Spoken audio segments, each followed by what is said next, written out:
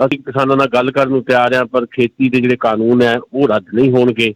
ਇਸ ਤਰ੍ਹਾਂ ਦਾ ਮਾਹੌਲ ਬਣਾ ਕੇ ਤੇ ਦੂਜੀ ਗੱਲ ਜਿਹੜੇ ਥਾਂ ਨੇ ਜਿੱਥੇ ਸਥਾਨ ਨੇ, ਜਿਹੜੇ ਕੇਂਦਰੀ ਸਥਾਨ ਨੇ ਕਿਸਾਨਾਂ ਦੀ ਐਜੂਕੇਸ਼ਨ ਦੇ, ਗਾਜ਼ੀਪੁਰ ਬਾਰਡਰ, ਕੁੰਡਲੀ ਜਾਂ ਪਲਵਲ ਚੌਕ ਜਾਂ ਸਿੰਘੂ ਬਾਰਡਰ, ਉੱਥੇ ਆਲੇ ਦੁਆਲੇ ਦੇ ਪਿੰਡਾਂ ਦੇ ਲੋਕਾਂ ਨੂੰ ਲਗਾਤਾਰ ਭੜਕਾਉਣ ਦੀ ਕੋਸ਼ਿਸ਼ ਕੀਤੀ ਜਾ ਰਹੀ ਹੈ ਕਿਸਾਨਾਂ ਦੇ ਖਿਲਾਫ।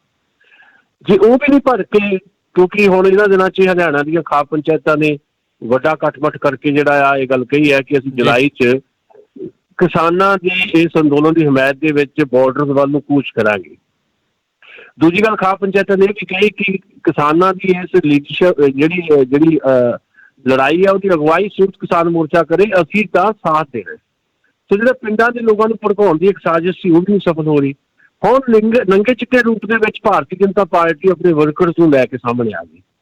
ਗਾਜ਼ੀਪੁਰ ਬਾਰਡਰ ਦੇ ਉੱਤੇ ਜਿਹੜਾ ਬਹੁਤਾ ਟਿਕਾਣਾ, ਉੱਥੇ ਰਾਕੇਸ਼ ਟਕੈਤ ਹੋਰਾਂ ਦੀ ਅਗਵਾਈ ਦੇ ਵਿੱਚ ਅੰਦੋਲਨ ਉੱਥੇ ਜੁੜਿਆ ਹੋਇਆ, ਤੇ ਉੱਥੇ ਭਾਰਤੀ ਜਨਤਾ ਪਾਰਟੀ ਦੇ ਇੱਕ ਲੋਕਲ ਲੀਡਰ ਨੂੰ ਜੀ ਉੱਥੇ ਲਿਜਾ ਕੇ ਕੁਝ ਜਿਹੜੇ 150-200 ਬੰਦੇ ਲਿਜਾ ਕੇ ਬੀਜੇਪੀ ਦੇ ਵਰਕਰ ਉੱਥੇ ਡਿਸਟਰਬ ਕਰਨ ਦੀ ਕੋਸ਼ਿਸ਼ ਕੀਤੀ ਗਈ। ਉੱਥੇ ਸਟੇਜ ਦੇ ਨੇੜੇ ਜਾ ਕੇ ਬੀਜੇਪੀ ਦੇ ਲੀਡਰ ਦਾ ਸਵਾਗਤ ਕਰਨ ਦੀਆਂ ਕਾਰਵਾਈਆਂ ਪਾਉਣ ਦੀ ਕੋਸ਼ਿਸ਼ ਹੋਈ, ਜਿਹੜਾ ਵਿਰੋਧ ਕੀਤਾ ਕਿਸਾਨਾਂ ਨੇ, ਬੜਾ ਜੈਨੂਇਨ ਵਿਰੋਧ ਕੀਤਾ। ਪਰ ਉੱਥੇ ਉਹਨਾਂ ਨੇ ਕਿਸਾਨਾਂ ਦੇ ਉੱਤੇ ਹਮਲਾ ਕਰ ਦਿੱਤਾ, ਲੜਾਈ ਝਗੜਾ ਹੋਇਆ ਤੇ ਡਾਂਗਾ ਡੂੰਗਾ ਵੀ ਚੱਲੀਆਂ, ਕਈ ਲੋਕ ਜ਼ਖਮੀ ਵੀ ਹੋਏ ਨੇ। ਪੁਲਿਸ ਦਾ ਵੀ ਦਖਲ ਫਿਰ ਉੱਥੇ ਹੋਇਆ। ਬਾਅਦ ਵਿੱਚ ਉਹ ਲੀਡਰ ਜਿਹੜਾ ਉਹਨੂੰ ਕੱਢ ਕੁੱਟ ਕੇ ਲੈ ਗਏ। ਪਰ ਇਹ ਤਾਂ ਰੂਟੀਨ 'ਚ ਇੱਕ ਘਟਨਾ, ਘਟਨਾ ਦੇ ਪਿੱਛੇ ਜਿਹੜਾ ਉਹ ਇੱਕ ਇਰਾਦਾ ਆ, ਉਹਨੂੰ ਸਮਝਣ ਦੀ ਜ਼ਰੂਰਤ ਹੈ ਵੀ ਕਿਸਾਨ ਅੰਦੋਲਨ ਨੇ ਭਾਰਤ ਸਰਕਾਰ ਤੇ ਨਰਿੰਦਰ ਮੋਦੀ ਦੀ ਜਿਹੜੀ ਟੀਮ ਹੈ ਜਾਂ RSS ਹੈ ਜਾਂ ਭਾਰਤੀ ਜਨਤਾ ਪਾਰਟੀ ਹੈ, ਉਹਦੇ ਮੱਥੇ ਤੇ ਬਲ ਪਾ ਦਿੱਤੇ ਹੈ। ਤੇ ਉਹ ਜਿਹੜੇ ਮੱਥੇ ਤੇ ਪਏ ਹੋ ਬਲ ਆ, ਉਹ ਸ਼ਾਇਦ ਉਹਨਾਂ ਨੂੰ ਮਜਬੂਰ ਕਰ ਰਿਹਾ ਕਿ ਕਿਸਾਨ ਅੰਦੋਲਨ ਦੇ ਖਿਲਾਫ ਕੁਝ ਨਾ ਕੁਝ ਜਿਹੜਾ ਫਿਜ਼ੀਕਲੀ ਇੱਕ ਵਾਇਲੈਂਸ ਦਾ ਮਾਹੌਲ ਪੈਦਾ ਕਰ ਦਿੱਤਾ ਜਾਏ। ਜੇ ਇਸ ਅੰਦੋਲਨ 'ਚ ਵਾਇਲੈਂਸ ਆ ਜਾਏਗੀ, ਹਿੰਸਾ ਆ ਜਾਏਗੀ, ਤਾਂ ਫਿਰ ਇਸ ਅੰਦੋਲਨ ਨੂੰ ਉਠਾਉਣਾ ਜਿਹੜਾ ਆ ਫੌਜੀ ਤਾਕਤ ਦੇ ਨਾਲ ਜਾਂ ਪੁਲਿਸ ਬਲ ਦੇ ਨਾਲ ਉਹ ਸੌਖਾ ਹੋ ਜਾਊਗਾ। ਇਸ ਨਜ਼ਰੀਏ ਤੋਂ ਇਸ ਅੰਦੋਲਨ ਦੇ ਵਿੱਚ ਇਸ ਤਰ੍ਹਾਂ ਦੀ ਘੁਸਪੈਠ ਕਰਨ ਦੀ ਕੋਸ਼ਿਸ਼ ਕੀਤੀ ਜਾ ਰਹੀ ਹੈ। ਬਹੁਤ ਜ਼ਿਆਦਾ ਚੌਕਸੀ ਦੀ ਜ਼ਰੂਰਤ ਹੈ ਕਿਸਾਨ ਲੀਡਰਸ਼ਿਪ ਨੂੰ ਵੀ ਤੇ ਜਿਹੜਾ ਸਧਾਰਨ ਕਿਸਾਨ ਉੱਥੇ ਜੁੜਿਆ ਹੋਇਆ ਉਹਨੂੰ ਵੀ। ਜੀ ਜੀ ਜੀ ਬਿਲਕੁਲ।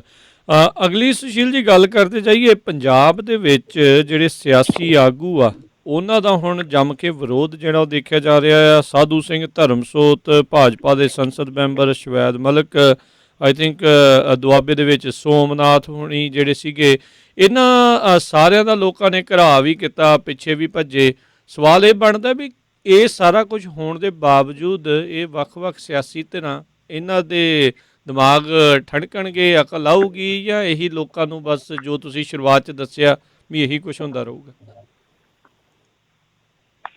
ਦੇਖੋ, ਕਿਸਾਨ ਅੰਦੋਲਨ ਨੇ ਬੜੇ ਜ਼ਬਤ ਦੇ ਵਿੱਚ ਰਹਿੰਦਿਆਂ ਸਾਰੀਆਂ ਚੀਜ਼ਾਂ ਜਿਹੜੀਆਂ ਕੀਤੀਆਂ। ਐਵੇਂ ਨਹੀਂ ਕੋਈ ਅੰਦੋਲਨ ਜਿਹੜਾ 7 ਮਹੀਨੇ ਲਗਾਤਾਰ ਬਾਰਡਰ ਦੇ ਉੱਤੇ ਚੱਲ ਸਕਦਾ। ਐਵੇਂ ਨਹੀਂ, ਮਤਲਬ ਪਿਛਲੇ 1 ਸਾਲ ਤੋਂ ਪੰਜਾਬ ਦੇ ਵਿੱਚ ਲਗਾਤਾਰ 123-24 ਥਾਵਾਂ ਤੇ ਧਰਨੇ ਹੈ।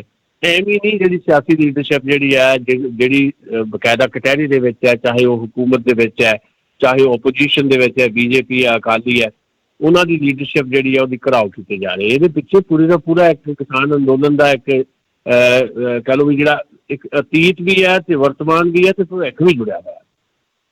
ਭਾਵੇਂ ਸੰਯੁਕਤ ਕਿਸਾਨ ਮੋਰਚੇ ਨੇ ਇਹ ਗੱਲ ਕਹੀ ਵੀ ਸਾਡਾ ਮਕਸਦ ਜਿਹੜਾ ਆ ਕਿਸੇ ਵੀ ਸਿਆਸੀ ਲੀਡਰ ਦਾ ਨਿੱਜੀ ਤੌਰ ਤੇ ਵਿਰੋਧ ਕਰਨਾ ਨਹੀਂ ਹੈ।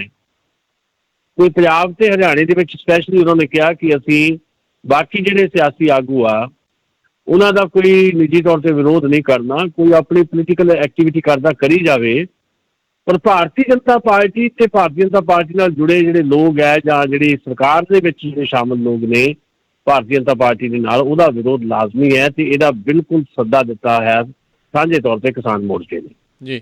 ਪਰ ਉਹਦੇ ਬਾਵਜੂਦ ਆਪ ਮੁਹਾਰੇ ਵਿਰੋਧ ਕੁਝ ਜਿਹੜੇ ਹੈ ਕਾਂਗਰਸੀਆਂ ਦੇ ਵੀ ਹੋਣ ਲੱਗ ਪਏ ਹੈ।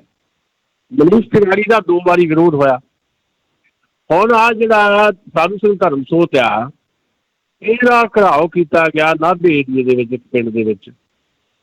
ਵਿਰੋਧ ਕਰਦਿਆਂ ਕਿਸਾਨਾਂ ਨੇ ਜਿਹੜੀਆਂ ਗੱਲਾਂ ਕੀਤੀਆਂ ਬੜੀਆਂ ਵਾਜਬ ਨੇ। ਉਹਨਾਂ ਨੇ ਕਿਹਾ ਵੀ ਜਿਹੜੇ ਪੰਜਾਬ ਦੇ ਮੁੱਖ ਮੰਤਰੀ ਕੈਪਟਨ ਅਮਰਿੰਦਰ ਦੀ ਅਗਵਾਈ ਚ ਜਿਹੜੀ ਕਾਂਗਰਸ ਪਾਰਟੀ ਦੀ ਸਰਕਾਰ ਹੈ, ਇਸ ਸਰਕਾਰ ਨੇ ਕੁਝ ਵੀ ਏਦਾਂ ਦਾ ਨਹੀਂ ਕੀਤਾ ਜਿਹਦੇ ਕਰਕੇ ਇਹਦਾ ਵਿਰੋਧ ਨਾ ਕੀਤਾ ਜਾਏ। ਵੀ ਇਹ ਵੀ ਨਰਿੰਦਰ ਮੋਦੀ ਨਾਲ ਮਿਲੇ ਹੋਏ ਹੈ। ਈਵਨ ਇੱਕ ਗੱਲ ਇਹ ਆਈ ਸਾਹਮਣੇ ਵੀ ਜਿਹੜਾ ਅਸੀਂ ਸ਼ੁਰੂ 'ਚ ਗੱਲ ਕੀਤੀ ਵੀ ਬਿਜਲੀ ਦਾ ਸੰਕਟ ਹੈ। ਇੱਕ ਪਾਸੇ ਪਿਛਲੀ ਸਰਕਾਰ ਇਹ ਕਹਿੰਦੀ ਗਈ ਆ ਵੀ ਸਾਡੇ ਕੋਲ ਸਰਪਲਸ ਬਿਜਲੀ ਹੈ, ਤੇ ਹੁਣ ਇਹ ਸਰਕਾਰ ਜਿਹੜੀ ਆ ਕੈਪਟਨ ਅਮਰਿੰਦਰ ਜੀ ਉਹ ਵੀ ਦਾਅਵੇ ਕਰਦੀ ਰਹੀ ਅਸੀਂ ਨਿਰਵਿਘਨ ਬਿਜਲੀ ਦੇਵਾਂਗੇ। ਉਹਦੇ ਬਾਵਜੂਦ ਬਿਜਲੀ ਕਿਉਂ ਨਹੀਂ ਮਿਲ ਰਹੀ? ਬਿਜਲੀ ਜਾ ਰਹੀ ਹੈ ਤੇ ਕਿਸਾਨ ਇਹ ਕਹਿ ਰਹੇ ਆ ਵੀ ਇਹ ਕੈਪਟਨ ਅਮਰਿੰਦਰ ਜੀ ਨਰਿੰਦਰ ਮੋਦੀ ਨਾਲ ਸਾਂਝ ਦਾ ਪ੍ਰਮਾਣ ਹੈ ਵੀ ਜੇ ਬਿਜਲੀ ਦੇਵਾਂਗੇ ਪੂਰੀ, ਕਿਸਾਨਾਂ ਨੇ ਝੋਨਾ ਟਾਈਮ ਤੇ ਲਾ ਦੇਣਾ ਤੇ ਕਿਸਾਨ ਵੱਡੀ ਤਾਦਾਦ ਦੇ ਵਿੱਚ ਬਾਰਡਰ ਤੇ ਪਹੁੰਚਣਗੇ। ਜੇ ਬਿਜਲੀ ਨਹੀਂ ਦੇਵਾਂਗੇ ਕਿਸਾਨਾਂ ਦਾ ਝੋਨਾ ਲੇਟ ਹੋਊ, ਸਗੋਂ ਜਿਹੜੇ ਬਾਰਡਰ ਤੇ ਕਿਸਾਨ ਬੈਠੇ ਉਹਨਾਂ ਦਾ ਧਿਆਨ ਆਪਣੀ ਫਸਲ ਵੱਲ ਹੋਊ, ਉਹਨਾਂ ਦਾ ਐਜੂਕੇਸ਼ਨ ਤੋਂ ਧਿਆਨ ਉਖੜ ਜਾਊ। ਵੀ ਇਹ ਵੀ ਇੱਕ ਸਾਜ਼ਿਸ਼ ਹੈ ਵੀ ਕਿਸਾਨਾਂ ਨੂੰ ਅੰਦੋਲਨ ਤੋਂ ਉਖਾੜੋ। ਇਹ ਗੱਲਾਂ ਕੀਤੀਆਂ ਸਾਧੂ ਸਿੰਘ ਧਰਮਸੋਤ ਦਾ ਵਿਰੋਧ ਕਰਦੇ ਆ। ਨਾਲ ਇਹ ਗੱਲ ਕਹੀ ਵੀ ਜਿਹੜਾ ਦਿਖਾਵਾ ਕਰ ਰਿਹਾ ਕੈਪਟਨ ਅਮਰਿੰਦਰ ਜਾਂ ਉਹਦੀ ਸਰਕਾਰ ਕਿਸਾਨਾਂ ਦੇ ਹਮਾਇਤੀ ਹੋਣ ਦਾ, ਉਹ ਸਾਨੂੰ ਸਮਝ ਆਉਂਦਾ ਹੈ ਕਿ ਸਾਰੀਆਂ ਧਿਰਾਂ ਬਰਾਬਰ ਦੀਆਂ ਜ਼ਿੰਮੇਵਾਰ ਆ 3 ਖੇਤੀ ਕਾਨੂੰਨ ਲਿਆਉਣ ਦੇ ਵਿੱਚ। ਇਹ ਸਾਰੀਆਂ ਧਿਰਾਂ ਨਹੀਂ ਚਾਹੁੰਦੀਆਂ ਕਿਸਾਨ ਜਿੱਤਣ, ਇਹ ਸਾਰੀਆਂ ਧਿਰਾਂ ਨਹੀਂ ਚਾਹੁੰਦੀਆਂ ਕਿ 3 ਖੇਤੀ ਕਾਨੂੰਨ ਵਾਪਸ ਹੋਣ। ਇਸ ਕਰਕੇ ਕਾਂਗਰਸੀਆਂ ਦਾ ਵੀ ਵਿਰੋਧ, ਸਾਡਾ ਵਿਰੋਧ ਕਰਦਾ ਪੂਰੇ ਦਾ ਪੂਰਾ ਹੱਕ ਹੈ। ਇਸ ਕਰਕੇ ਵਿਰੋਧ ਹੈ। ਸ਼ਵੇਤ ਮਲਿਕ ਦਾ ਤਾਂ ਚਲੋ ਕਰਨਾ ਹੀ ਸੀ, ਉਹ ਰਾਜ ਸਭਾ ਦਾ ਮੈਂਬਰ ਹੈ ਭਾਰਤੀ ਜਨਤਾ ਪਾਰਟੀ ਵੱਲੋਂ। ਆਲ ਇੰਡੀਆ ਮੈਡੀਕਲ ਸਾਇੰਸ ਜਿਹੜਾ ਏਮਸ ਦਾ ਬਠਿੰਡੇ ਵਾਲਾ, ਉੱਥੇ ਗਿਆ ਸੀ ਉਹ, ਬੜਾ ਸਖਤ ਉਹਨੂੰ ਵਿਰੋਧ ਦਾ ਸਾਹਮਣਾ ਕਰਨਾ ਪਿਆ। ਜੇ ਹਾਲੇ ਵੀ ਇਹ ਲੋਕ ਦੀਵਾਰ ਤੇ ਲਿਖਿਆ ਨਹੀਂ ਪੜ੍ਹਨਗੇ ਤਾਂ ਫਿਰ ਤੁਸੀਂ ਸੋਚ ਸਕਦੇ ਹੋ ਕਿ ਜਿਹੜੀ ਇੱਕ ਆਖਰੀ ਤਾਕਤ ਹੈ ਭਾਰਤ ਦੇ ਆਮ ਵੋਟਰ ਦੇ ਕੋਲ, ਵੋਟ ਦੀ ਤਾਕਤ, ਉਹ ਵੋਟ ਦੀ ਤਾਕਤ ਦੀ ਵਰਤੋਂ ਕਰਕੇ ਇਹਨਾਂ ਦੀ ਰਿਜੈਕਸ਼ਨ ਜਿਹੜੀ ਹੈ ਉਹ ਲਾਜ਼ਮੀ ਤੌਰ ਤੇ ਹੋ ਜਾਣੀ ਹੈ। ਇਹ ਦੱਸ ਰਿਹਾ ਹੈ, ਅੱਜ ਦੱਸ ਰਿਹਾ ਹੈ ਵੀ ਕੱਲ੍ਹ ਨੂੰ ਇਹ ਕੁਝ ਹੋਣਾ ਹੈ। ਜੀ ਜੀ, ਕਾਂਗਰਸ ਦੇ ਹੀ ਜਿਹੜਾ ਆ ਉਹਨਾਂ ਦੇ ਡੇਲੀ ਸੋਪ ਓਪਰੇ ਦੀ ਗੱਲ ਕਰ ਲਈਏ। ਸੁਖਬੀਰ ਬਾਦਲ ਨੇ ਨਵਜੋਤ ਸਿੱਧੂ ਨੂੰ ਮਿਸਗਾਈਡਡ ਮਿਜ਼ਾਈਲ ਆਖਿਆ ਤੇ ਅੱਜ ਕਹਿੰਦੇ ਮਿਸਗਾਈਡਡ ਮਿਜ਼ਾਈਲ ਰਾਹੁਲ ਗਾਂਧੀ ਕੋਲ ਪਹੁੰਚੀ ਸੀ। ਦੇਖੋ ਮੈਂ ਨਾ ਜੀ ਥੋੜਾ ਜਿਹਾ ਵੱਖਰੇ ਤਰੀਕੇ ਨਾਲ ਸੋਚਦਾ ਹੈ ਸਾਰੀ ਜਿਹੜੀ ਪੋਲੀਟਿਕਸ ਹੈ ਕਾਂਗਰਸ ਪਾਰਟੀ ਦੀ ਅੰਦਰੂਨੀ ਪੋਲੀਟਿਕਸ ਜੀ। ਇਹਦੇ ਚ ਦੇਖੋ ਜਿਵੇਂ ਤੁਸੀਂ ਮਤਲਬ ਜੇ ਆਪਾਂ ਨਵਜੋਤ ਸਿੱਧੂ ਬਾਰੇ ਗੱਲ ਕਰੀਏ, ਬੜੀ ਵਾਰੀ ਆਪਾਂ ਚਰਚਾ ਕੀਤੀ ਨਵਜੋਤ ਸਿੱਧੂ ਦੀ। ਜਦੋਂ ਭਾਰਤੀ ਜਨਤਾ ਪਾਰਟੀ 'ਚ ਹੁੰਦਾ ਸੀ ਉਦੋਂ ਵੀ ਅਸੀਂ ਉਹਦੀ ਚਰਚਾ ਕਰਦੇ ਰਹੇ ਹਾਂ। ਸੁਖਬੀਰ ਬਾਦਲ ਨੇ ਜਿਹੜੀਆਂ 2-3 ਗੱਲਾਂ ਕਹੀਆਂ ਬੜੀਆਂ ਇੰਪੋਰਟੈਂਟ ਹੈ। ਭਾਵੇਂ ਸੁਖਬੀਰ ਬਾਦਲ ਖੁਦ ਪੰਜਾਬ ਦੇ ਆਮ ਲੋਕਾਂ ਲਈ ਕਿਸੇ ਕਿਸਮ ਦੀ ਕੋਈ ਇੰਪੋਰਟੈਂਸ ਉਹਨਾਂ ਦੀ ਰਹੀ ਨਹੀਂ, ਉਹ ਬਹੁਤ ਇਰੈਲੀਵੈਂਟ, ਖੁਦ ਵੀ ਇਰੈਲੀਵੈਂਟ ਹੋ ਚੁੱਕੀ ਹੈ, ਉਹਨਾਂ ਦੀ ਪਾਰਟੀ ਵੀ ਇਰੈਲੀਵੈਂਟ ਹੋ ਚੁੱਕੀ ਹੈ। ਪਰ ਇੱਕ ਤਾਂ ਗੱਲਾਂ ਜਿਹੜੀਆਂ ਉਹਨਾਂ ਨੇ ਇੱਕ ਕਰੈਕਟਰ ਜਿਹਾ ਉਭਾਰਿਆ ਨਵਜੋਤ ਸਿੰਘ ਸਿੱਧੂ ਦਾ, ਉਹ ਕਹਿੰਦੇ ਵੀ ਇਹ ਜਿਹੜਾ ਬੰਦਾ ਹੈ ਨਾ, ਇਹ ਬੰਦਾ ਜੇ ਕ੍ਰਿਕਟ ਖੇਡਦਾ ਸੀ ਤਾਂ ਉੱਥੇ ਵੀ ਮਿਸਫਿਟ ਸੀਗਾ ਇਹ, ਤੇ ਉੱਥੇ ਵੀ ਲੜ ਕੇ ਟੀਮ 'ਚ ਬਾਹਰ ਆ, ਲੜਦਾ ਹੀ ਰਹਿੰਦਾ ਸੀ। ਜੇ ਭਾਰਤੀ ਜਨਤਾ ਪਾਰਟੀ 'ਚ ਗਿਆ ਤਾਂ ਉੱਥੇ ਲੜੀ ਗਿਆ, ਉੱਥੋਂ ਵੀ ਲੜ ਕੇ ਬਾਹਰ ਨਿਕਲਿਆ। ਹੁਣ ਇਹ ਕਾਂਗਰਸ 'ਚ ਹੁਣ ਇੱਥੇ ਵੀ ਲੜੀ ਜਾਂਦਾ, ਤਾਂ ਕੰਮ ਹੀ ਇਹ ਆ।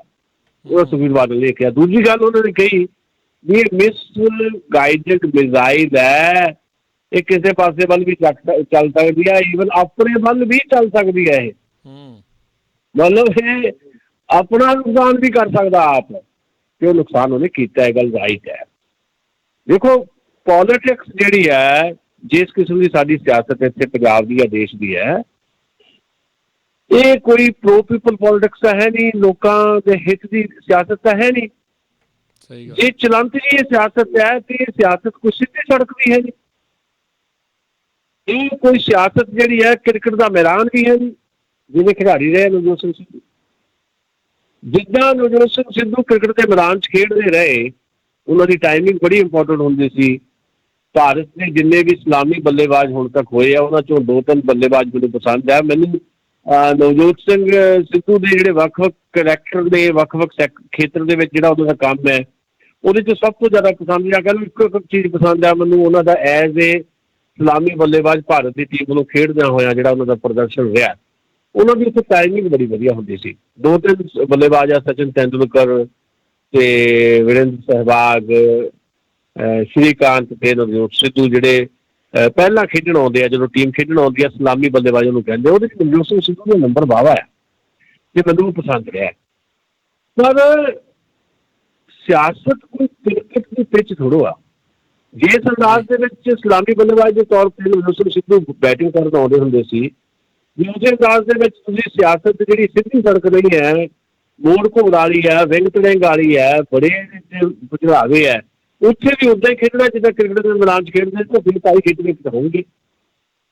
ਸੋ ਭਾਈ ਚੌਕਾ ਛੱਕਾ ਮਾਰਨ ਗਿਆ ਦਿੱਲੀ, ਨਵਜੋਤ ਸਿੱਧੂ ਰਾਹੁਲ ਗਾਂਧੀ ਦੇ ਦਿਲ ਤੋਂ ਨਾ ਕਰਦੀ ਜਾਂ ਕਹਿ ਤਾ ਮੇਰਾ ਤਾਂ ਕੋਈ ਪ੍ਰੋਗਰਾਮ ਨਹੀਂ ਮਿਲਦਾ, ਚੌਕਾ ਛੱਕਾ ਮਾਰਦਾ ਉੱਥੇ ਨਵਜੋਤ ਸਿੱਧੂ ਜਿਹੜਾ ਆਪੇ ਹਿੱਟ ਵਿਕਟ ਹੋ ਗਿਆ। 10 ਘੰਟੇ ਉਹਨੇ ਕੋਈ ਟਵੀਟ ਨਹੀਂ ਕੀਤਾ। ਹਾਰ ਕੇ ਸਵੇਰੇ ਜਦੋਂ ਉੱਠੇ ਸੋਚਿਆ ਵੀ ਭਾਈ ਮਾੜੀ ਮੋਟੀ ਭਾਲਤਾ ਬਚਾ ਲਈਏ, ਤਰਲੇ ਮਿੰਨਤਾਂ ਕਰਕੇ ਪ੍ਰਿੰਕਾ ਗਾਂਧੀ ਨੂੰ ਮਿਲ ਕੇ ਫੋਟੋ ਖਿਚਾ ਕੇ ਟਵੀਟ ਕਰਤੀ, ਲਓ ਜੀ ਪ੍ਰਿੰਕਾ ਗਾਂਧੀ ਨੂੰ ਮਿਲਿਆ, ਹੋਰ ਕੋਈ ਲਫ਼ਜ਼ ਨਹੀਂ ਲਿਖਿਆ। ਇਹਦਾ ਮਤਲਬ ਕੈਪਟਨ ਅਮਰਿੰਦਰ ਦਾ ਜਿਹੜਾ ਘਾਟ ਕਿਸਮ ਦੇ ਸਿਆਸਤਦਾਨ ਦਾ ਰੁਤਬਾ ਹੈ ਉਹ ਬਰਕਰਾਰ ਹੈ। ਜਦੋਂ ਉਹ ਦਿੱਲੀ ਵੱਲ ਨੂੰ ਚੱਲੇ ਹੋਣਗੇ ਨਵਜੋਤ ਸਿੱਧੂ, ਉਦੋਂ ਹੀ ਕੈਪਟਨ ਅਮਰਿੰਦਰ ਨੇ ਬੀਬੀ ਸੋਨੀਆ ਗਾਂਧੀ ਨੂੰ ਫੋਨ ਮਿਲਾਇਆ, ਕਿਹਾ ਸੀ ਵੀ ਬੀਬੀ ਜੀ ਆਪਾਂ ਤਾਂ ਆਪਣੀ ਤਾਂ ਪਰਿਵਾਰਕ ਸਾਂਝ ਹੈ। ਯਾਦ ਕਰਾਇਆ ਉਹਨਾਂ ਨੂੰ ਵੀ ਜਦੋਂ ਤੁਸੀਂ ਵਿਆਹ ਕੇ ਆਏ ਸੀ ਇਟਲੀ ਤੋਂ ਤੇ ਬੀਬੀ ਇੰਦਰਾ ਗਾਂਧੀ ਨੇ ਤੁਹਾਨੂੰ ਪ੍ਰਵਾਨ ਨਹੀਂ ਕੀਤਾ, ਤੇ ਰਾਜੀਵ ਗਾਂਧੀ ਦੇ ਨਾਲ ਤੁਸੀਂ ਸਾਡੇ ਮੋਤੀ ਮਹਿਲ 'ਚ ਰਹੇ ਮਹੀਨਾ, ਅਸੀਂ ਕੀਤੀ ਮਹਿਮਾਨ ਨਵਾਜ਼ੀ ਤੁਹਾਡੀ, ਮੈਂ ਤੁਹਾਡੀ ਕਰਦਾ ਕਦਰ, ਪਰ ਤੁਹਾਡੇ ਨਿਆਣੇ ਜਿਹੜੇ ਆ ਉਹ ਨਵਜੋਤ ਸਿੱਧੂ ਨੂੰ ਚੱਕੀ ਕਰਦੇ ਆ। ਜੇ ਇਹੀ ਹੋਣਾ ਤੇ ਫਿਰ ਮੈਨੂੰ ਕੱਲ ਦੋਸ਼ ਨਾ ਦਿਓ ਜੇ ਕੱਲ ਨੂੰ ਮੈਂ ਕੋਈ ਵੱਖਰਾ ਸਟੈਂਡ ਲੈ ਲਿਆ। ਬੀਬੀ ਸੋਨੀਆ ਗਾਂਧੀ ਦੇ ਪੋਤੇ ਉੱਡ ਗਏ ਵੀ ਭਾਈ ਇਹ ਤਾਂ ਸਾਡੀ ਬਦਨਾਮੀ ਵੀ ਨਾਲ ਹੋਣੀ ਹੈ, ਅਹਿਸਾਨ ਵੀ ਹੈਗਾ ਉਹਨਾਂ ਤੇ ਵੀ ਔਖੇ ਵੇਲੇ ਸਾਡੇ ਕੰਮ ਆਇਆ ਸੀ ਕੈਪਟਨ ਅਮਰਿੰਦਰ ਦਾ ਟੱਬਰ। ਤਾਂ ਬੀਬੀ ਸੋਨੀਆ ਗਾਂਧੀ ਨੇ ਤਲਬ ਕਰ ਲਿਆ ਰਾਹੁਲ ਗਾਂਧੀ ਨੂੰ, ਸਮਝਾਇਆ ਵੀ ਕਾਕਾ ਠੀਕ ਆ, ਉਹਨੂੰ ਤੁਸੀਂ ਨਵਜੋਤ ਸਿੱਧੂ ਨੂੰ ਜੋ ਕਰਨਾ ਕਰ ਲਓ, ਕਿਤੇ ਗਾਂਹ ਐਡਜਸਟ ਕਰ ਦਾਂਗੇ, ਪਰ ਕਿਤੇ ਇਹ ਗਲਤੀ ਨਾ ਕਰ ਦਿਓ ਕਿ ਨਵਜੋਤ ਸਿੱਧੂ ਨੂੰ ਕੈਪਟਨ ਅਮਰਿੰਦਰ ਦੇ ਉੱਤੇ ਬਿਠਾ ਦਿਓ ਤਾਂ ਪੰਜਾਬ 'ਚ ਪਾਰਟੀ ਜਾਣੀ ਅੱਟ ਉੱਤੇ ਤੇ ਬਚਣਾ ਆਪਣਾ ਵੀ ਕੱਖ ਨਹੀਂ। ਲਓ ਜੀ ਆਹ ਸਾਰੀ ਕਹਾਣੀ ਹੈ। ਇਸ ਕਹਾਣੀ ਦਾ ਅਗਲਾ ਪਾਰਟ ਜਿਹੜਾ ਆ ਉਹ ਥੋੜੇ ਦਿਨਾਂ ਤੱਕ, 1-2 ਦਿਨਾਂ ਤੱਕ ਸਾਡੇ ਸਾਹਮਣੇ ਆਊਗਾ ਜੀ। ਸਿੱਧੂ ਨੇ ਵੀ ਕਹਿੰਦੇ ਮੋੜਵਾਂ ਜਵਾਬ ਦਿੱਤਾ ਸੀ ਉਹ ਤਾਂ ਬਾਦਲ ਹੋਣਾ ਨੂੰ, ਉਹ ਕੀ ਕਹਿੰਦੇ? ਦੇਖੋ ਸਿੱਧੂ ਦਾ ਹੁਣ ਟਵੀਟ ਦੇਖ ਲਿਓ ਤੁਸੀਂ, ਪਿਛਲੇ ਲੰਬੇ ਸਮੇਂ ਤੋਂ ਪਹਿਲਾਂ ਤਾਂ ਉਹਨਾਂ ਨੇ ਕੈਪਟਨ ਅਮਰਿੰਦਰ ਦੇ ਖਿਲਾਫ ਝੜੀ ਲਾਤੀ, ਟਵੀਟਸ ਦੀ, ਮੀਡੀਆ ਬਾਈਟਸ ਦੀ, ਟੈਲੀਵਿਜ਼ਨ ਚੈਨਲਾਂ ਨੂੰ ਜੋ ਇੰਟਰਵਿਊ ਤੇ ਇੰਟਰਵਿਊ, ਪਰ ਜਦੋਂ ਦਿੱਲੀ ਜਾਣ ਲੱਗੇ ਬੋਲਣੋਂ ਹਟ ਗਏ, ਕੈਪਟਨ ਅਮਰਿੰਦਰ ਦੇ ਖਿਲਾਫ ਬੋਲਣੋਂ ਹਟ ਗਏ, ਅਫਸਰਸ਼ਾਹੀ ਦੇ ਖਿਲਾਫ ਹੋ ਗਏ ਜਾਂ ਬਾਦਲਾਂ ਦੇ ਖਿਲਾਫ ਹੋ ਗਏ। ਹੁਣ ਜਦੋਂ ਸੁਖਬੀਰ ਬਾਦਲ ਨੇ ਕਿਹਾ ਕਿ ਮਿਸਗਾਈਡਡ ਮਿਜ਼ਾਈਲ ਹੈ, ਆਪਣੇ ਆਪ ਵੱਲ ਵੀ ਚੱਲ ਸਕਦੀ ਹੈ, ਤਾਂ ਉਹਨਾਂ ਨੇ ਕਿਹਾ ਵੀ ਭਾਈ ਤੁਸੀਂ ਦੇਖੋ ਇਹ ਤਾਂ ਜਿਹੜੀ ਜੋ ਆ ਸਾਰਾ ਚੀਜ਼ਾਂ ਨੇ ਇਹਦੇ 'ਚ ਤੁਸੀਂ ਆਪਣਾ ਧਿਆਨ ਰੱਖੋ। ਸੁਖਬੀਰ ਬਾਦਲ ਨੂੰ ਕਿਹਾ, ਸਿੱਧੂ ਨੇ ਟਵੀਟ 'ਚ ਹੀ ਕਿਹਾ ਵੀ ਭਾਈ ਜਿਹੜਾ ਤੁਹਾਡਾ ਸੁੱਖ ਵਿਲਾਸ ਹੈ ਨਾ, ਜਿਹੜੇ ਇਹ ਸੁੱਖ ਵਿਲਾਸ ਜਿੰਨੀ ਦੇਰ ਤੱਕ ਗਰੀਬਾਂ ਦੇ ਸਕੂਲਾਂ ਤੇ ਸਰਕਾਰੀ ਸਕੂਲਾਂ ਤੇ ਗਰੀਬਾਂ ਦੇ ਹਸਪਤਾਲਾਂ 'ਚ ਨਹੀਂ ਬਦਲ ਜਾਂਦੇ, ਉਨੀ ਦੇਰ ਤੱਕ ਚੈਨ ਨਾ ਮੈਂ ਵੀ ਨਹੀਂ ਬਹਿੰਦਾ। ਸੋ ਹੁਣ ਉਹਨਾਂ ਦੇ ਜਿਹੜੇ ਤੀਰ ਹੈ ਉਹ ਸੁਖਬੀਰ ਬਾਦਲ ਤੇ ਬਾਦਲਾਂ ਵੱਲ ਹੈ, ਜਾਂ ਪੰਜਾਬ ਦੀ ਅਫਸਰਸ਼ਾਹੀ ਵੱਲ ਵੀ ਹੁਣ ਘੱਟ ਗਿਆ। ਸ਼ਾਇਦ ਉਹ ਆਪਣੀ ਜ਼ਮੀਨ ਜਿਹੜੀ ਆ ਹੁਣ ਤਲਾਸ਼ ਰਿਹਾ, ਕੀ ਕਰਨਾ ਕੀ ਨਹੀਂ ਕਰਨਾ। ਮੈਂ ਤੁਹਾਨੂੰ ਦੱਸਿਆ ਕਿ ਉਹ ਬਹੁਤ ਤੇਜ਼ ਵਗਦੇ ਨੇ, ਤੇ ਇਸ ਕਰਕੇ ਕਿਸੇ ਮੈਚਿਓਰ ਕਿਸਮ ਦੇ ਪੋਲੀਟੀਸ਼ੀਅਨ ਦਾ ਜਿਹੜਾ ਝੋਲਾ ਉਹਨਾਂ 'ਚੋਂ ਨਹੀਂ ਪੈਂਦਾ, ਇਹ ਉਹਨਾਂ ਲਈ ਆਤਮਘਾਤੀ ਹੈ। ਸਿਆਸੀ ਤੌਰ 'ਤੇ ਮੈਂ ਕਹਿ ਰਿਹਾ, ਸਿਆਸੀ ਤੌਰ ਦੇ ਉੱਤੇ ਨਵਜੋਤ ਸਿੰਘ ਸਿੱਧੂ ਨੇ ਬਹੁਤ ਕਾਹਲ ਕੀਤੀ ਹੈ, ਜਿਹੜੀ ਹੈ ਨਾ ਉਹ ਦੇਖੋ ਜਿਹੜਾ ਕੱਟੜ ਵਿਰੋਧੀ ਰਹੇ ਨੇ ਪ੍ਰਤਾਪ ਸਿੰਘ ਬਾਜਵਾ ਕੈਪਟਨ ਅਮਰਿੰਦਰ ਦੇ, ਉਹਨੇ ਵੀ ਇੱਕ ਦਿਨ ਕਹਿ ਦਿੱਤਾ ਸੀ ਬਈ ਕੈਪਟਨ ਅਮਰਿੰਦਰ ਬਾਰੇ ਉਹਨੇ ਕਿਹਾ ਸੀ ਵੀ ਕੈਪਟਨ ਤਾਂ ਇੱਕੋ ਹੁੰਦਾ, ਚਲੋ 10 ਟੀਮ ਦੇ ਮੈਂਬਰ ਵੀ ਹੁੰਦੇ ਆ, ਉਹਨਾਂ ਦਾ ਖਿਆਲ ਵੀ ਕੈਪਟਨ ਸਾਹਿਬ ਨੂੰ ਰੱਖਣਾ ਚਾਹੀਦਾ।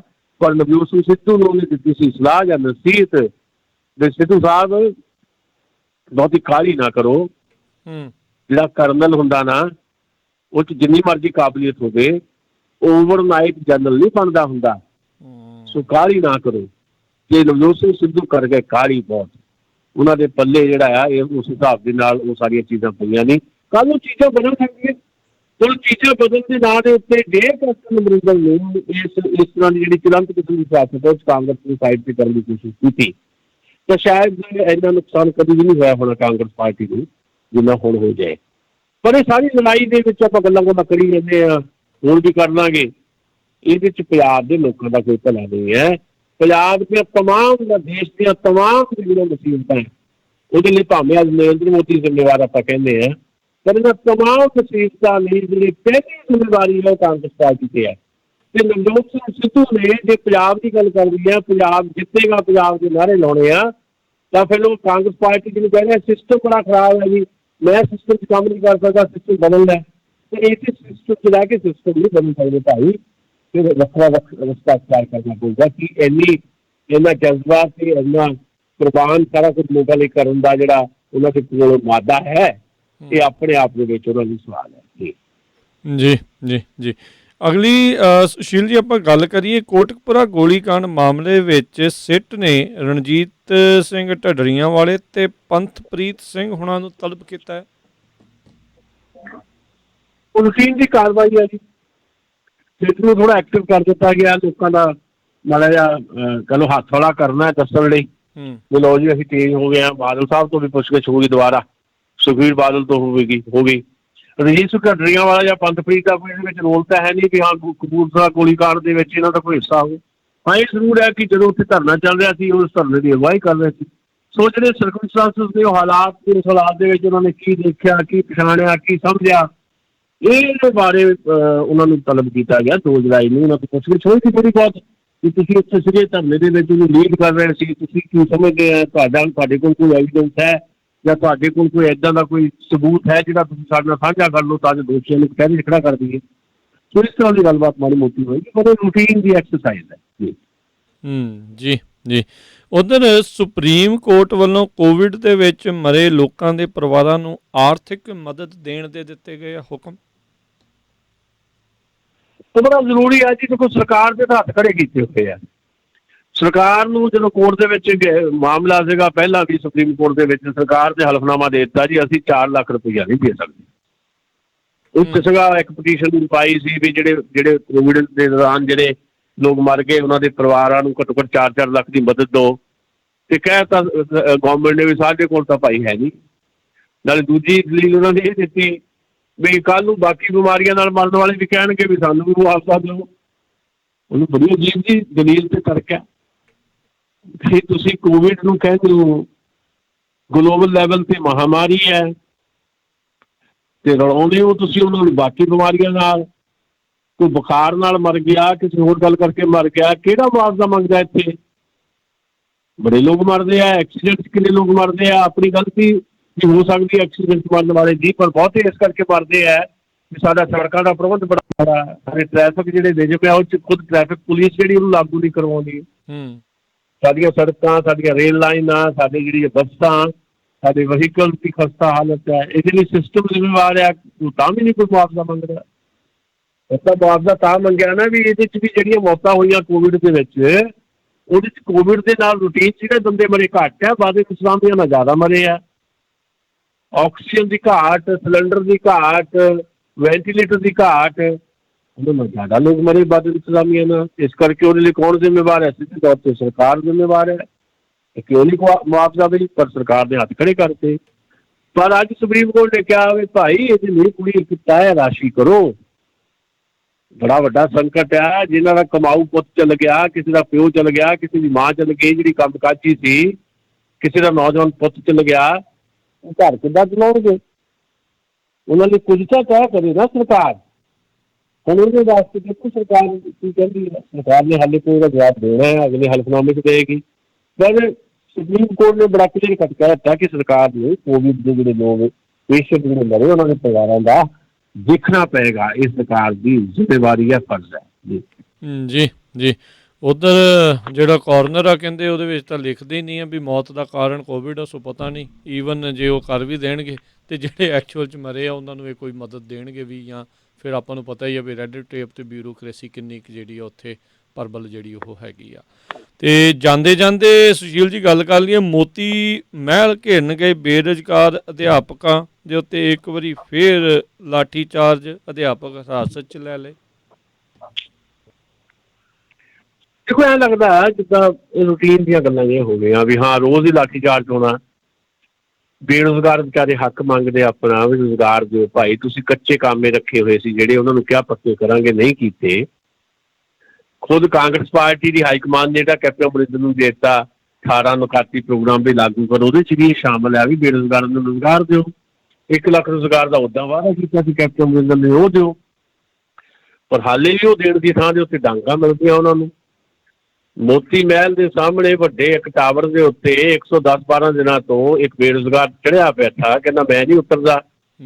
ਜਿੰਨੀ ਦੇਰ ਤੱਕ ਮੈਨੂੰ ਰੁਜ਼ਗਾਰ ਨਹੀਂ ਮਿਲਦਾ, ਜਾਂ ਮੈਨੂੰ ਮੌਤ ਦੇ ਦਿਓ, ਮੈਨੂੰ ਅਧਿਕਾਰ ਦੇ ਦਿਓ, ਮੈਂ ਮਰ ਜਾ। ਰਾਸ਼ਟਰਪਤੀ ਤੱਕ ਚਿੱਠੀ ਪਾਤੀ। ਉਹ ਕਹਿੰਦਾ ਮੋਤੀ ਮਹਿਲ ਨੂੰ ਮੈਂ ਨਹੀਂ ਦੀਦਾ, ਮੈਨੂੰ ਮੋਤੀ ਮਹਿਲ ਦੀਦਾ। ਸੋ ਮੋਤੀ ਮਹਿਲ ਨੂੰ ਕੁਝ ਵੀ ਨਹੀਂ ਦੀਦਾ। ਮੋਤੀ ਮਹਿਲ ਨੂੰ ਤਾਂ ਇਹ ਵੀ ਨਹੀਂ ਦੱਸਿਆ ਵੀ ਚੰਡੀਗੜ੍ਹ ਦੇ ਵਿੱਚ ਅੰਗਹੀਣ ਖਿਡਾਰੀ ਆਪਣੇ ਮੈਡਲ ਮੋੜਨ ਗਏ, ਜਿਨ੍ਹਾਂ ਨੇ ਦੇਸ਼ ਦਾ ਮਾਣ ਵਧਾਇਆ ਓਲੰਪਿਕ ਦੇ ਵਿੱਚ, ਉਹਨਾਂ ਦੀ ਧੂਹ ਖੜੀ ਸੋਈ ਆ, ਉਹਨਾਂ ਨੂੰ ਬੇਇੱਜ਼ਤ ਕੀਤਾ ਗਿਆ। ਸੋ ਇਸ ਕਰਕੇ ਐਂ ਲੱਗਦਾ ਕਿ ਇਹਦਾ ਸਾਰਾ ਕੁਝ ਸਰਕਾਰ ਜਿਹੜੀ ਹੈ ਉਹ ਬਿਲਕੁਲ ਨਾਕਾਬਲ ਜਿਹੜੀ ਆ ਪ੍ਰਮਾਣਿਤ ਹੋ ਰਹੀ ਹੈ। ਮੈਨੂੰ ਯਾਦ ਆਉਂਦਾ ਕਿ ਸਾਡੇ ਬਹੁਤ ਵੱਡੇ ਸ਼ਾਇਰ ਉਲਫਤ ਬਾਜਵਾ ਹੋਏ ਆ, ਉਹਨਾਂ ਦੇ ਇੱਕ ਗਜ਼ਲ ਦੇ ਸ਼ੇਰ ਦਾ ਇੱਕ ਮਿਸਰਾ ਮੈਨੂੰ ਯਾਦ ਹੈ, ਪੂਰਾ ਸ਼ੇਰ ਤਾਂ ਯਾਦ ਨਹੀਂ। ਉਹਦੇ 'ਚ ਇੱਕ ਥਾਂ ਉਹ ਕਹਿੰਦੇ ਮਿਸਰੇ 'ਚ, ਮੇਰੀ ਸਰਕਾਰ ਤੂੰ ਬਿਲਕੁਲ ਨਹੀਂ ਸਰਕਾਰ ਦੇ ਕਾਬਲ। ਸੋ ਇਹ ਅੱਜ ਕੱਲ੍ਹ ਸਰਕਾਰਾਂ, ਚਾਹੇ ਕੈਪਟਨ ਦੀ ਸਰਕਾਰ ਹੈ, ਚਾਹੇ ਪਹਿਲਾਂ ਬਾਦਲਾਂ ਦੀ ਰਹੀ ਹੈ, ਜਾਂ ਦੇਸ਼ ਦੇ ਵਿੱਚ ਨਰਿੰਦਰ ਮੋਦੀ ਦੀ ਸਰਕਾਰ ਹੈ, ਜਾਂ ਪਹਿਲਾਂ ਡਾਕਟਰ ਮਨਮੋਹਨ ਸਿੰਘ ਦੀ ਰਹੀ ਹੈ, ਇਹ ਸਰਕਾਰਾਂ ਕਾਬਲ ਨਹੀਂ ਹੈ। ਲੋਕਾਂ ਦੀਆਂ ਵੋਟਾਂ ਲੈ ਕੇ ਲੋਕਾਂ ਨੂੰ ਠੱਗਣ ਦਾ ਜਿਹੜਾ ਇਹਨਾਂ ਦਾ ਸਿਲਸਿਲਾ ਆ, ਉਹ ਲਗਾਤਾਰ ਤੇਜ਼ ਹੁੰਦਾ ਜਾ ਰਿਹਾ। ਹੁਣ ਤਾਂ ਇੱਕੋ ਇੱਕ ਇਹਦਾ ਹੱਲ ਹੈ ਵੀ ਜਿਸ ਤਰ੍ਹਾਂ ਦੇ ਜਨ ਅੰਦੋਲਨ ਉੱਭਰ ਰਹੇ ਨੇ, ਕਿਸਾਨ ਅੰਦੋਲਨ ਦਾ ਅਸੀਂ ਜ਼ਿਕਰ ਕੀਤਾ, ਇਹਨੇ ਉਹਦਾ ਪੁਲ ਦੇ ਤੌਰ 'ਤੇ ਕੰਮ ਕਰਨਾ। ਆਉਣ ਵਾਲਾ ਸਮਾਂ ਜਨ ਅੰਦੋਲਨਾਂ ਦਾ ਹੈ। ਸਹੀ ਦਿਸ਼ਾ ਮਿਲੇਗੀ, ਜਨ ਅੰਦੋਲਨ ਜਿਹੜੇ ਆ ਜਿੱਤ ਤੱਕ ਜਾਣਗੇ। ਦਿਸ਼ਾ ਗਲਤ ਹੋ ਗਈ ਤਾਂ ਭਾਰਤ ਦੇ ਵਿੱਚ ਆਉਣ ਵਾਲੇ 15 ਸਾਲਾਂ ਬਾਅਦ ਖਾਨਾ ਜੰਗੀ ਦੀ ਹਾਲਤ ਬਣੇਗੀ। ਇਹ ਮੈਂ ਅੱਜ ਕਹਿ ਰਿਹਾ, ਤੇ 15 ਸਾਲਾਂ ਬਾਅਦ ਇਹ ਦੋਨੋਂ ਚੀਜ਼ਾਂ ਜਿਹੜੀਆਂ ਜੇ ਉੱਦਾਂ ਵਾਪਰੀ ਤਾਂ ਕਮਾਲ ਹੋ ਜਾਏਗੀ, ਦੇਸ਼ ਬਦਲ ਜਾਏਗਾ, ਦੁਨੀਆ ਨੂੰ ਬਦਲਣ ਦੀ ਹੈਸੀਅਤ ਹਾਸਲ ਕਰ ਲਾਂਗੇ। ਜੇ ਹਾਂ ਮੁਖੀ ਤਬਦੀਲੀ ਨਾ ਹੋਈ, ਡਾਇਰੈਕਸ਼ਨ ਗਲਤ ਹੋ ਗਈ, ਤਾਂ ਫਿਰ ਅਸੀਂ ਸਿਵਲ ਵਾਰ ਵੱਲ ਵਧਾਂਗੇ। ਇਹ ਵੱਡਾ ਖਤਰਾ ਹੈ ਜੀ। ਜੀ ਜੀ ਬਿਲਕੁਲ, ਲੰਮੇ ਸਮੇਂ ਤੋਂ ਇਹ ਖਤਰਾ ਜਿਹੜਾ ਉਹ ਮੰਡਰਾ ਰਿਹਾ। ਅਤੇ ਸੁਸ਼ੀਲ ਜੀ, ਬਹੁਤ ਬਹੁਤ ਸ਼ੁਕਰੀਆ, ਬੜੀ ਮਿਹਰਬਾਨੀ ਇਹਨਾਂ ਖਬਰਾਂ ਦੇ ਉੱਤੇ ਆਪਣੇ ਵਿਚਾਰ ਸਾਂਝੇ ਕੀਤੇ, ਅਤੇ ਮਿਲਦੇ ਹਾਂ ਜੀ ਫਿਰ ਅਗਲੀ ਵਾਰ। ਮਿਹਰਬਾਨੀ, ਸਤਿ ਸ਼੍ਰੀ ਅਕਾਲ ਜੀ। ਮਿਹਰਬਾਨੀ, ਸ਼ੁਕਰੀਆ ਜੀ। ਅਤੇ ਸਰੋਤਿਓ, ਇੱਥੇ ਹੀ ਸਾਡਾ ਅੱਜ ਦਾ ਇਹ ਪ੍ਰੋਗਰਾਮ ਉਹ ਹੁਣ ਸਮਾਪਤ ਹੈ। ਮਿਲਦੇ ਹਾਂ ਅਗਲੀ ਵਾਰ ਤੱਕ ਲਈ। ਮੇਰੇ ਰਾਜਕਮੀਰ ਸਿੰਘ ਵੱਲੋਂ ਤੁਹਾਨੂੰ ਸਭ ਨੂੰ ਪਿਆਰ ਭਰੀ ਸਤਿ ਸ਼੍ਰੀ ਅਕਾਲ। ਸੁਣਦੇ ਰਹੋ ਪੰਜਾਬੀ ਰੇਡੀਓ USA।